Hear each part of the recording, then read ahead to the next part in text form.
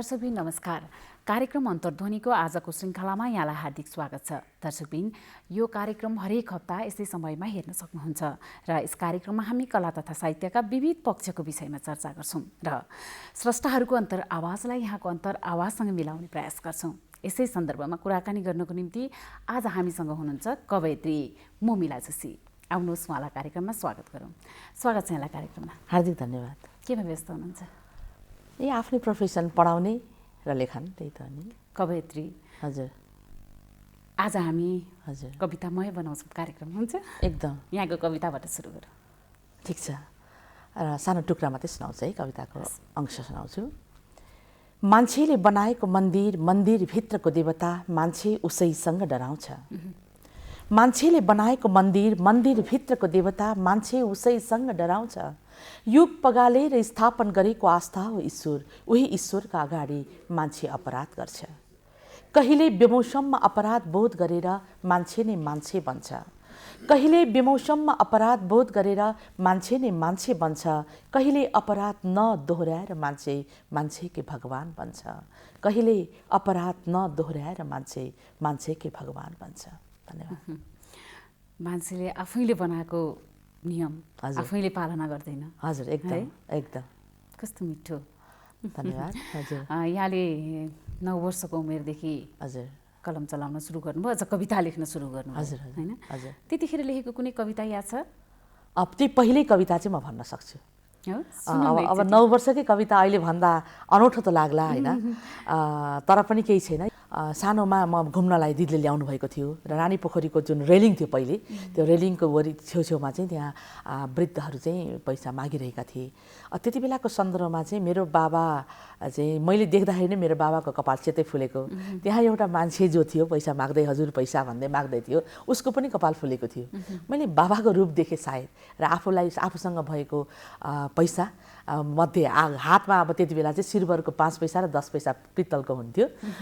त्यो मध्ये चाहिँ 10 पैसा चाहिँ आफैलाई राखेर 5 पैसाको चाहिँ मैले उसलाई दिएँ। र त्यसपछि धनकुटामा जिल्ला व्यापी कम्पिटिसन भएको थियो, प्रतियोगिता भएको थियो, र त्यसमा चाहिँ त्यो कविता चाहिँ मैले लेखेको कविता चाहिँ भूमिकासहित मैले वाचन गरेकी थिएँ र प्रथम हुने अवसर पनि प्राप्त भएको थियो। पहिलो कविता। हजुर। अनि त्यही कविता तपाईँले जुन सुनाउ भन्नुभयो, हुन त अहिले प्रसङ्ग अब अर्कै लाग्ला, तैपनि म सुनाउँछु। एक दुखी चिच्याइरहेछ हजुर पैसा भनेर, एक दुखी चिच्याइरहेछ हजुर पैसा भनेर, कसैको दृष्टि पर्दैन त्यहाँ उसमाथि सम्झेर। झुम्रो लुगा सिवाए केही छैन उसमा, अनेकको घेरा आइसकेको छ प्रत्येक अङ्गमा। लट्टा नै लट्टाले बनेको छ एक माम्री, छैन उसमा पुरा गर्ने केही सामग्री। छिनछिनमा निस्कन्छ मधुर आवाज, ऐया आमा ऐया बाबा बनाउँछ लौज। लज्जालु झारझै बनिसकेको छ अङ्ग प्रत्यङ्ग, अब मात्र बाँकी छ भएर जान मात्र नाङ्गो। धन्यवाद। 9 वर्षको उमेरमा लेख्नुभएको हजुर यस्तो कविता। यो चाहिँ हो यस्तो हो। अब त्यो के यस्तो भन्दा पनि अब त्यो सामान्य छ यो त, होइन? तर पनि त्यहाँभित्रका भावहरू एउटा बालिकाले कसरी टिप्न सकिन् कि त्यो भावहरू? होइन, मलाई अलिकति घरमा कस्तो भने, म सब कान्छी छोरी हो, होइन? तर जब घरमा कता कता झगडा पऱ्यो भने मिलाइदिने चाहिँ मै हुन्थेँ कि। अब यसको अर्थ के भने, म चाहिँ अलिक त्यो सङ्गत सबै ठुल्ठुला मान्छेहरूसँग, आफू उमेरमा सानो अनि बुढी भन्नुहुन्थ्यो कि आमाले।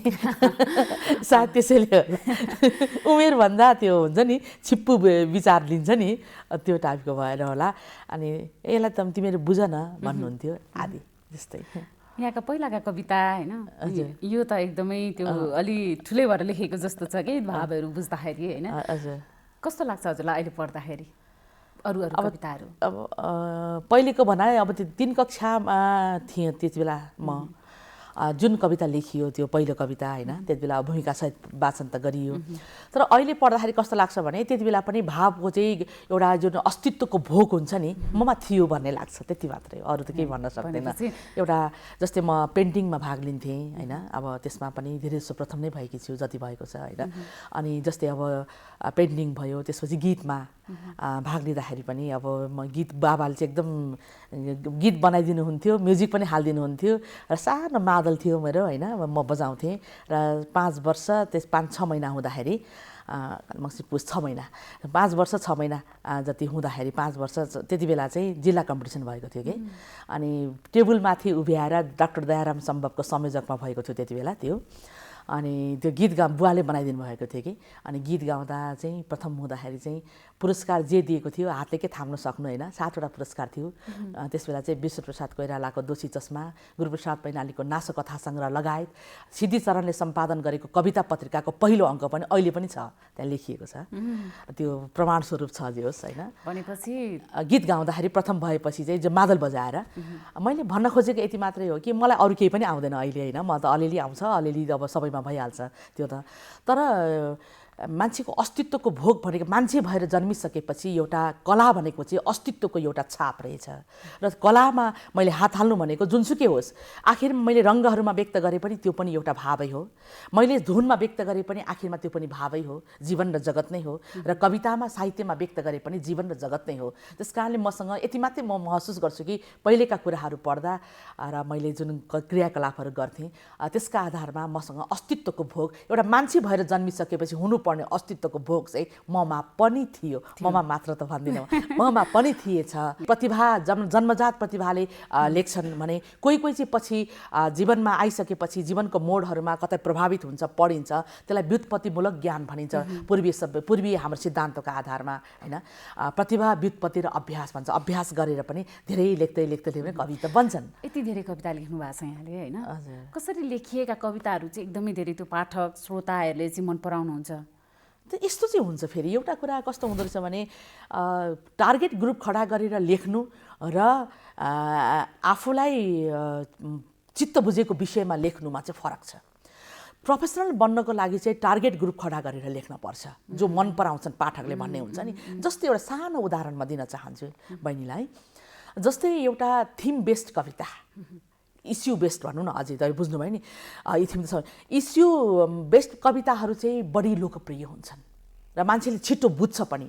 जसरी अहिले त स्ल्याम पोइट्री भन्छ जुन तपाईँले सुनिराख्नु भएको छ होइन, जसलाई चाहिँ सरर पढ्दाखेरि त कथाको रूपमा भन्छन्, यस्तो भयो यस्तो गर्यो तर त्यो कथा नै हो वास्तवमा।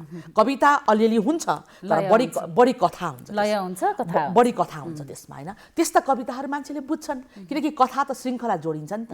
जस्तै उदाहरणको लागि मुना मदन पनि कविता हो तर कविताभित्र कथा चाहिँ मान्छेले सम्झिन्छन् कविता भन्दा, तर सूत्रात्मक वेदका ऋचाहरू मान्छेले किन सम्झिन्छन् त? तर सूत्रात्मक जो चाहिँ एकदमै कम्प्याक्ट हुन्छ त्यसरी लेखिएको हुन्छ त्यस्ता कविताहरू चाहिँ त्यसका पङ्क्तिहरू सम्झिन्छन्। जस्तै तपाईँलाई गद्यमा लेखिए पनि जस्तै शिरीषको फुललाई मान्छेले किन मन पराउँछन्? कथाभन्दा कविता भाषालाई मन पराउँछन्। जस्तै त्यहाँ चाहिँ सधैँभरि मान्छे प्रेम निस्सार मानिससँग र निस्सार मानिस प्रेमसँग एक अर्कामा अँगालोमा एउटै शब्द नभए पनि बाँधिएर हिँडेका छन् युगदेखि जुन किसिमको भाव छ नि त्यो किन त भन्दा काव्यिक भाषा भएकोले मन पराइयो। त्यस्तै प्रकारले तपाईँले एउटा मन भन्ने उपन्यास लीलाधोज थापाको त्यसमा एउटा कविता जस्तो एउटा पङ्क्तिले मलाई यसरी छोएको छ कथाभन्दा पनि मलाई चाहिँ त्यसमा चाहिँ स्वर्गमा सुख छैन किनकि त्यहाँ दाँच्नको लागि दुःख छैन। यो जस्तो ठुलो कविताहरू के हुन सक्ला? थोरै ती दुई लाइनमा सबै त्यो भनेको मतलब अब तर किन त भन्दाखेरि त्यो मन भन्ने उपन्यासकी नायिकाले यति धेरै दुःख पाउँछे, समाजका यति धेरै त्यहाँका जुन हाम्रा आवरणभित्रका कर्तुतहरू कति छन् त्यो सबै त्यहाँ प्रस्तुत गरिएको छ। त्यसमा उनले भोग्छिन् पनि तर ती सबै कुरालाई यति हुँदै पनि यो धरती सुन्दर छ, स्वर्गभन्दा धरती नै सुन्दर छ। हो यहाँ पातहरू झर्छन्, पात त स्वर्गमा त झर्दैन तर पनि पात झर्ने यो ठाउँ जुन बेला रित्तिन्छ नाङ्गो हुन्छ रुखहरू फेरि पनि नयाँ पालुवा पलाउने आशमा त्यो हामीलाई सुन्दर लाग्छ। त्यसैले यही धरती सुन्दर छ, स्वर्गमा सुख नै छैन किनकि त्यहाँ दुःख छैन तर यहाँ पात झर्छ, मान्छे मृत्यु हुन्छ। यदि मान्छे नमर्ने भए तपाईँ आफै सोच्नुहोस् त कति धेरै वृद्धहरू रियाल सिगाने वृद्धहरूको कुरूप भिड बन्थ्यो होला संसार। अर्थात् गुलाफ मात्रै फुले पनि त संसार सुन्दर त हुने होइन, गुलाफ सँगसँगै अरू फुल पनि भएर त गुलाफ पनि सुन्दर छ। साँच्चै आज कवितामय बनाउने भनेको वास्तवमै कवितामय हुने भएको कार्यक्रम होइन। यहाँको एकदमै प्रेमिल कविता सुन्छौँ फेरि। प्रेमिल भन्दा पनि प्रेमको आवश्यकता भएको, तर नारी र पुरुष संसारका दुई पाटाहरू, नारीले पुरुषलाई सम्बोधन गरेर लेखिएको कविता तिमी र म नारी तिमी पुरुष, यस अर्थमा सुनाउँछु। कविताको शीर्षक तिमी र म। तिमी र म अर्थात् हामी फरक बाटो भए पनि आज एउटै सपनामा हस्ताक्षर गरेर हिँडेका छौँ। तिमी र म अर्थात् हामी फरक बाटो भए पनि आज एउटै सपनामा हस्ताक्षर गरेर हिँडेका छौँ। हो तिमी जन्मेको दिन आमाको निधारको टीका एकाएक सूर्य भएर घर आँगनमा उज्यालो झलमलाइरह्यो। तर म जन्मेको दिन आमाको निधारको घाम जस्तो टीका एकाएक धुम्मिएर आफैलाई बगाउने गरी आँखा अविरल बर्सिरह्यो। यसरी फरक नियति लिएर प्रारम्भ भए पनि मान्छे हुनुको अर्थमा हाम्रो अस्तित्व भेट्ने आकांक्षा भने जरुर उस्तै नै छ। हेर न, हामी दुईको आँखादेखि सँगै भागेका सपनाहरूको दूरी उस्तै नै छ। हामी दुईको संवेदन हुँदै सँगै बगेका नदीहरूको रङ्ग तरङ्ग उस्तै नै छ। हामी दुईको छातीदेखि सँगै बाफिएर उडेका बादलहरूको हैरानी पनि उस्तै नै छ। हामी दुईको मनदेखि सँगै उठेका लहरहरूको चञ्चलता पनि त उस्तै छ। सायद कतै छलिएको थियो हामी दुवैले देखेको जीवनको उचाइ र हामी दुवैले बुझेको जीवनको गहिराई। र आज पनि यही कतै सुनिन्छ जीवनको उचाइ भेट्न अहमको पर्वत उक्लेका तिम्रा पाइला पाइलाका उत्साही आवाज। हो आज पनि यही कतै भेटिन्छ जीवनको उचाइ भेट्न अहमको पर्वत उक्लेका तिम्रा पाइला पाइलाका उत्साही आवाज। र यही कतै भेटिन्छ जीवनको गहिराई भेट्न अहमको पर्वत ओर्लेका मेरा पाइला पाइलाका उदास आवाज। आखिर तिमीले चढेको उचाइबाट मलाई भेट्न, आखिर तिमीले चढेको उचाइबाट मलाई भेट्न मैले जस्तै तिमीले अहमको पर्वत ओर्लनु त छँदैछ। मैले भेटेको गहिराईबाट तिमीलाई भेट्न पनि तिमीले जस्तै मैले पनि अहमको पर्वत उक्लनु पनि त छँदैछ।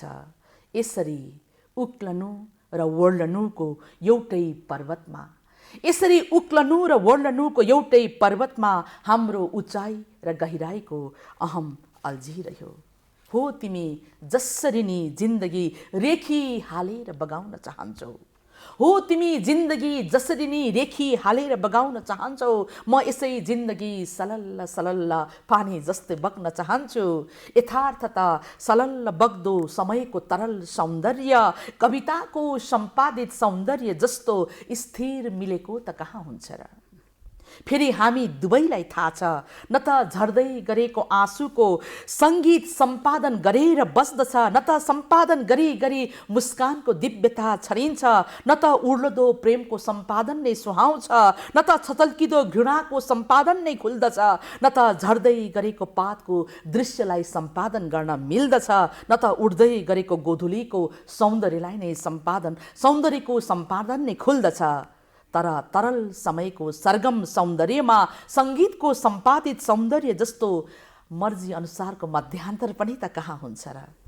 फेरि पनि फक्रदो फुललाई स्थगित गरेर स्थिर सौन्दर्य पिउनुभन्दा, वर्षदो बर्सातलाई स्थगित गरेर एकरस तान सुन्नुभन्दा, बगिरहेको नदीलाई स्थगित गर्दा छाएको मुर्दा शान्ति भन्दा, हिँडिरहेको बादललाई स्थगित गर्दा देखिएको स्थिर दृश्य भन्दा, फक्रदै गरेको फुलको तरल सौन्दर्य, वर्षदै गरेको बर्सातको तरल सौन्दर्य, बगिरहेको पानीको तरल सौन्दर्य, हिँडिरहेको बादलको तरल सौन्दर्य त जिन्दगीलाई नै चट्ट छोएर बगे जस्तो आहा बग्नुको मजा नै अर्कै लाग्दो रहेछ।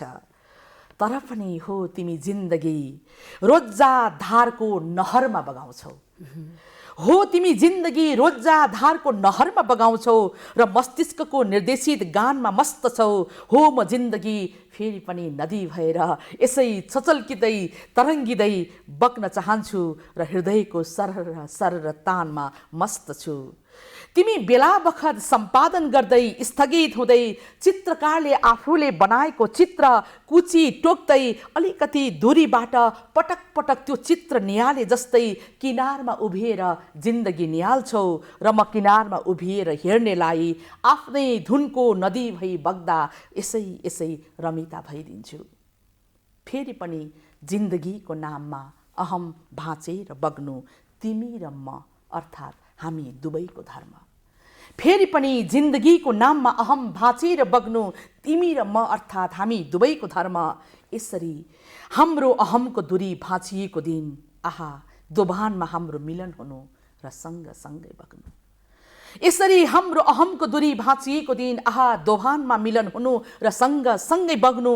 न त नदी बिनाको किनारा न त किनारा बिनाको नदी। आहा सभ्यताको सबैभन्दा सुन्दर दिन हाम्रो अहमको दूरी भाँचिएको दिन दोभानमा हाम्रो मिलन हुनु र सँगसँगै बग्नु। सभ्यताको सबैभन्दा सुन्दर दिन त्यो दिन हाम्रो अहमको दूरी भाँचिएको दिन। तिम्रो र मेरो दुवैजनाको चाहिँ एउटा अहम जुन छ त्यो भाँचिएको दिन चाहिँ एकदम सुन्दर दिन हुनेछ। हजुर, किनकि अहङ्कारको तिलाञ्जली बिना सच्चा प्रेम गर्न सकिँदैन ओशोले भनेका छन् र वास्तवमा मलाई पनि त्यस्तै लाग्छ। यो कविता सबै सुन्दा त एकदम सिरिङ्ग भएर आयो कि। हजुर, यहाँको प्रस्तुति अनि शब्दहरू कसरी छनौट गरिन्छ, यति राम्रा शब्द, यति कि जुन चाहिँ एकदम मान्छेको मस्तिष्कमा बस्न सक्ने खालको शब्दहरू कसरी छनौट गरिन्छ, कसरी लेखिन्छ यस्तो कविता? अब मैले छानेको कवि शब्दहरू नै ठिक छन् भन्ने अर्थमा त म नभनौँ होइन, तर कस्तो हुन्छ भने अब किनकि हरेक कुराको चाहिँ मन पराइहरू फरक फरक हुन्छन्। सबैको मन पराइ एउटै हुँदैन। जस्तै तपाईँलाई मन पर्यो, सबैलाई मन नपर्न सक्छ, फेरि म स्वीकार गर्छु, किनकि सबैलाई एउटै मान्छे मनपर्ने भए त फर्स्ट सेकेन्ड नै हुँदैन थियो नि, होइन र? सबैलाई एउटै मान्छे मन पर्ने भइदिएको भए त सबै त्यो मान्छे कतिलाई बाँड्नु? मन पराइहरू फरक छन्, चाहना फरक छन्, रङ। त्यसैले यसकारण मैले छान्दाखेरि चाहिँ मैले आफूले छान्दाखेरि चाहिँ मलाई जुन ध्वनिले बढी मलाई एकदम त्यसको गुन्जनले चाहिँ बढी धेरै बेरसम्म मलाई चाहिँ झन्कार दिइरहन्छ। किनकि तपाईँसँग भेट भइसकेपछि तपाईँलाई धेरै बेरसम्म सम्झन्छु, तपाईँको प्रभाव त्यति नै प्रभावकारी हो भन्ने मैले बुझ्नपर्छ। कविता पनि त्यस्तै हो। कविता पढिसकेपछि, सुनाइसकेपछि या सुनिसकेपछि त्यसको झन्कार, त्यसको ह्याङओभर कति बेरसम्म रहन्छ, त्यो नै सबभन्दा त्यसको के हो त मूल्य हो वास्तवमा। वास्तवमा कविहरूलाई कस्तो विषयले चाहिँ ठ्याक्कै छुन्छ, के देख्यो भने चाहिँ एकदम लेखौँ लाग्ने हुन्छ? अब हाम्रा शङ्कर लामिछानेका निबन्धहरू मलाई साह्रै मनपर्छन्, किनकि म निबन्ध प्रेमी पनि हुँ र उहाँ भन्नुहुन्छ जीवनको पात्र औपन्यासिक पृष्ठभूमिमा भन्ने एउटा उहाँको निबन्ध छ र त्यसमा उहाँले भन्नुहुन्छ पात्रहरू जताततै छन्, छान्न र टिप्न मात्रै सक्नुपर्छ। त्यस कारण मैले भन्न खोजेको पनि त्यही हो, जताततै जे पनि विषयवस्तु, तपाईँको मुस्कान पनि विषयवस्तु, तपाईँको बसाइ पनि विषयवस्तु, या तपाईँले बुझिराख्नु भएको तपाईँको गहनता पनि विषयवस्तु, जसलाई कहिले, किनकि हरेक एउटा मात्रै अन्तिम सत्य छैन र बहुलवादी चेतना त्यसै आएको होइन नि, पोस्ट मोडर्निजमको थ्योरी त्यसै त प्रतिपादन भएको होइन। त्यस कारणले सबै कुरा सत्य छन्, थुप्रै कुरा छन् जहाँबाट जस्तो पनि टिप्न सकिन्छ। त्यसैले त अब तत्काल कहिलेकाहीँ इस्युमा बेस्ट कविताहरू तत्काल हावा जस्तै एकदम हुरिएर आउँछन्, तर सट्टै बढारेर लान्छन् पनि फेरि, होइन? त्यस्तो पनि हुनसक्छ, तर त्यसलाई पनि मन पराइन्छ, त्यति बेला त मन पराइन्छ नि, हुरी त हुरी नै हो नि, त्यो क्षण त आएकै हो नि, फेरि स्वीकार त गर्नुपर्छ नि। अहिले त प्रविधिको पनि एकदमै धेरै विकास भएको छ। पहिला अघिल्लो समयमा चाहिँ यति धेरै राम्रा कविताहरू पनि जसले प्रकाशन गर्न सक्यो त्यो अगाडि आउँथ्यो, होइन? जसले प्रकाशन गर्न सकेन, मासमा लान सकेन, उसको कविता त एकदम रहेका थिए नि, भित्रै कपीमै पट्टिएर रहेका थिए, होइन? प्रविधिको विकासले गर्दा चाहिँ यस्ता साहित्यकारहरूलाई कतिको सहयोग पुगेको छ त? अहिले त अत्यन्तै धेरै, किनकि मोबाइलको सबैको हातमा हुन्छ। अहिले त कुनै त्यस्तो गाह्रो छैन र मोबाइल स्मार्टफोन हातमा हुने बित्तिकै उसले जुन प्रविधि लगाएर जसरी पनि व्यक्त गर्न सक्छ, इच्छा गर्ने हो भने। त्यस कारणले सबैको लागि त्यति नै सहिलो। कसैले म चाहिँ पछि परेँ, पहिले त मोफसलको भनेर कत्रो चित्त दुखाउने, त्यस्तो कुनै चित्त दुखाउनु पर्दैन। मोफसलकोले सबभन्दा बढी काम गर्न सक्छ। हामी त सहरमा यति धेरै मेसिन जस्तै बनेका छौँ कि हामीले आफूलाई हेर्ने फुर्सद पनि छैन, आफूले माया गर्ने फुर्सद पनि छैन। हेर्नुहोस् कति धेरै गाह्रो छ जिन्दगी, जटिल छ, नत्र बाँच्नै गाह्रो छ हैन। र यस्तो तर गाउँघरमा त त्यस्तो हुँदैन हेर्नुस् है। कम्तीमा त्यही मोबाइलभित्र पनि खेल्नको लागि पनि त हामी त त्यति मोबाइलभित्रैको संसारमा डुबिरहन पनि हामी पाउँछौँ। तर छ नि महिलाहरू अहिले त धेरै प्रविधिको विकासले अगाडि आउनु भएको छ। योभन्दा अलिकति अगाडि महिला साहित्यकारहरू कमै हुनुहुन्छ नि, किन होला?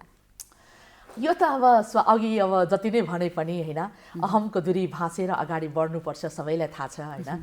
आगो र पानी बिना, आगोले मात्रै संसार चल्दैन, पानीले मात्रै संसार चल्दैन, यो बालकृष्ण समले भन्नुभएको हो हैन। आगो र पानीको सम्झौता जस्तै नारी र पुरुषको सम्झौता बिना चल्नेवाला छैन। तर यति हुँदै पनि जतिसुकै भने पनि महिलालाई सृष्टिले पनि केही विश्वास गरेर केही जिम्मेवारी बढी नै दिएको छ। तपाईको पनि सानो नानी छ होइन र? हो नि। तपाईँ जति फस्टाउन सक्नुहुन्थ्यो, तर तपाईँ त्यो फक्रिने समय सानो बच्चाले फक्राउनुहुन्छ। आफू फक्रिने समयमा बच्चाले पनि फक्राउनुहुन्छ। म पनि त त्यही त हुँ होइन र? हामीसँग त्यो दायित्व हामीले स्वीकार गर्दिन भनेर हुँदैन, त्यो चाहिँ गर्वका साथ स्वीकार गरौँ। फेरि त्यसको अर्थ त्यसमा कुनै विस्मत छैन। म त 100 जुनी भए पनि म त महिला नै भएर जन्मन पाऊँ भन्छु। किनकि आमा हुनुको जस्तो त्यो सुन्दर पक्ष सायद संसारमा अरू केही पनि छैन। त्यसमा त्यो आमाको प्रेम जस्तो महान प्रेम अरू कसैकोमा हुनै सक्दैन। र आमा मन भएको महिलाहरूले नै बढी प्रेम गर्छन्। जसमा आमा मन छैन ऊ भौतिक सौन्दर्यको पछाडि दौडेको हुन्छ। तर आमा मन भएको प्रेमको त्यसको भित्रैबाट हिलोमा कमल फुले जस्तै फुलेको हुन्छ। त्यसकारणले महिला हुनुको अर्थमा केही जिम्मेवारी बढी त छन् नै, जसले हामीलाई पछि त पार्छ नै। तर पछि पारेको जुन प्रकृतिले दिएको जुन कर्तव्यलाई हामीलाई सहुलियत त दिनु पर्यो नि। त्यसकारणले जन्म दिने त्यो आमाको सौन्दर्यलाई किन मान्छेले बुझ्न सक्दैन मलाई थाहा छैन। र त्यो सौन्दर्यलाई पनि पूजा गर्ने, सौन्दर्यलाई बुझ्ने हाम्रो सिस्टम बनाउन सक्नुपर्छ। र यस्तो भएको खण्डमा तपाईँले भने जस्तै नारी पछि पर्दैनन्। हेर्नुहोस्, साहित्यकारहरू धेरै आउन सक्छन्। एउटा कुरा चाहिँ यसले धेरै नै गाह्रो हुन्छ। जस्तै सामान्य यसलाई अब नेसनल टेलिभिजन भए पनि हामीले भन्न पर्छ, किनकि कुरा प्राकृतिक सत्य हुन्। जस्तै महिलाहरूले हरेक मासिक धर्ममा कतिपय महिलाहरूले पीडा भोग्छन्। हरेक महिना उसलाई पीडा हुन्छ कि यसलाई मैले भोग्दिनँ भनेर त पाइँदैन। यसले पनि त पछि पार्छ। तर यति हुँदै पनि महिलामा जिम्मेवारीको बोध गर्ने क्षमता बढी हुन्छ। महिलालाई अब हुन त सबै महिला फेरि एउटै हुँदैनन्, यसको अर्थ फेरि सबै ठिक त्यस्तो भनेको होइन। तर कर्तव्य चेतना, किनकि आमा चेतना जुन मैले भने त्यो सौन्दर्यलाई चाहिँ हामीले क्यास गर्न सक्नुपर्छ। त्यो आमा सौन्दर्यलाई पूजा गर्न सक्यो भने, त्यसको सम्मान गर्न सक्यो भने कम्तीमा त्यो महिलाबाट हामीले प्राप्त गर्ने कुराहरू थुप्रै हुन्छन्। हामी कुराकानीमा फेरि आउँछौँ। अझ त्योभन्दा अगाडि एउटा कविता सुन्छौँ। एकदम थ्याङ्क यू। म कविता सुनाउँछु। कविताको शीर्षक छेउ ढोकाबाट कसैले गोली नहानु। ढोका खुला हुनु स्वीकृति, ढोका बन्द हुनु अस्वीकृति। ढोका खुला हुनु स्वीकृति, ढोका बन्द हुनु अस्वीकृति। तर प्रिय ईश्वर, स्वीकृति अस्वीकृति भन्दा पर तिम्रा नाममा सारा ढोकाहरू खुला छन्। मान्छेको इतिहासमा त गजबार लागेका ढोकाहरू मान्छेले आगो बालेर खोलेका थिए। पुराना धर्मग्रन्थका ढोकाहरू सीमान्त चेतनाले खोलेका थिए। मान्छेले बनाएका मन्दिर र मस्जिदका ढोकाहरू आफै बलि चढेर खोलेका थिए। अझै पनि संसारमा कति ढोकाहरू बन्दै होलान्, तर प्रिय कविता, बन्द र खुला भन्दा पर तिम्रा नाममा सारा ढोकाहरू स्वीकृत छन्। प्रिय मान्छे, बन्द ढोका त नहुनुको अर्थमा मात्र बन्दको पीडा। प्रिय मान्छे, बन्द ढोका त नहुनुको अर्थमा मात्र बन्दको पीडा। खुला ढोका हुनुको बोधमा सिङ्गो जीवनकै पीडा। पीडा नै सही, म मान्छे मृत्यु झेल्ने साहसले नै त चेतनाको मूल ढोका खोलेर जीवनको जोखिममा प्रवेश गरेथे। जीवन छ र त खुला ढोकाको जोखिम उठाउने प्रश्न उत्तरहरू छन् मान्छेसँग। प्रश्न उत्तरहरू छन् र त सभ्यताको प्रारम्भ र उपसंहार छ उसँग। र मध्यान्तरमा मान्छेले ईश्वरको सृष्टि गरून् या ईश्वर मृत्युको घोषणा गरून्। मान्छेले कविताको सृजना गरून् या कविता मृत्युको घोषणा गरून्। उसँग गति छ, तरङ्ग छ, भाव छ, भङ्गिमा छ, तर्क छ, विरोध छ, ठोक्कर छ, पीडा छ, सान्त्वना र आभास छ। जम्मामा स्वीकृति अस्वीकृति, हुनु नहुनुको चैतन्यमा उसँग युगौँदेखिको ढोकाको इतिहास छ। अन्तमा प्रिय प्रेम छेउ ढोकाबाट कसैले गोली नहानुन्, मानव जीवनको जोखिममा तिमीलाई मूल ढोकामै सदा स्वागत छ। धन्यवाद। कस्तो मिठो शब्दहरू कि यो कविताहरूलाई हजुर भाषणले राम्रो बनाउने हो कि शब्दहरूले मात्रै राम्रो बनाउँछ कि के गर्दा चाहिँ यति राम्रा हुन्छन् कविता? तपाईँलाई राम्रो लागेकोमा धन्यवाद। सर्वप्रथम त मलाई कस्तो लाग्छ भने सबभन्दा पहिले त कला पक्ष र भाव पक्ष दुवैको संयोजन हुनुपर्छ, त्यो त पक्कै पनि हो। भन्न त भनिन्छ मनको सुन्दरताले बाहिरी सुन्दरताको अभावलाई पूर्ण गर्न सक्छ, तर बाहिरी सुन्दरताले मनको सुन्दरताको अभावलाई पूर्ण गर्न सक्दैन भन्न त भनिन्छ, तर त्यहाँ एउटा मात्र भन्ने शब्द चाहिँ चाहिन्छ। किनकि बाहिरी सुन्दरता नथिङ पनि भन्न सकिँदैन, भौतिकवादी चेतनालाई केही होइन भन्नै सकिँदैन, जो आँखाले त देखिन्छ। तर आँखा दृश्य आँखाले जुन नदेखे पनि आँखा चिम्लेर पनि त तपाईँ मलाई देख्न सक्नुहुन्छ, म पनि आँखा चिम्लेर तपाईँ देख्न सक्छु। मनको आँखा त क्षितिजभन्दा पर पर जहाँ पनि पुग्न सक्छ।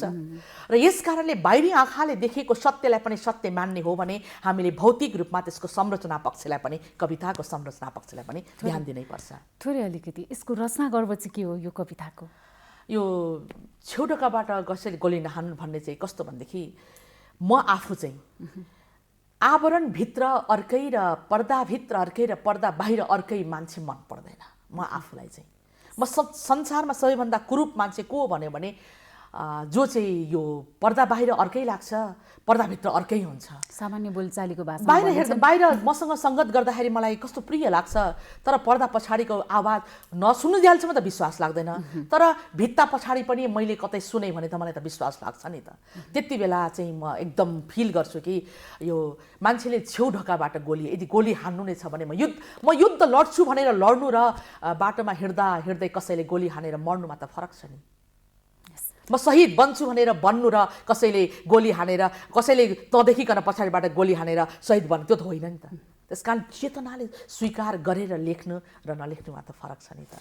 कार्यक्रममा आइदिनु भयो, यहाँको अमूल्य समयको लागि यहाँलाई धेरै धेरै धन्यवाद। एकदम धेरै धन्यवाद, मलाई पनि अवसर एकदमै खुसी लाग्यो। दर्शकबिन, उहाँ हुनुहुन्थ्यो कवयित्री ममिला जोशी। आगामी हप्ता यस्तै साहित्यकार, कवयित्री, गजलकारहरूसँगको संवाद लिएर उपस्थित हुनेछौँ। तबसम्मको लागि बिदा दिनुहोस्। नमस्कार।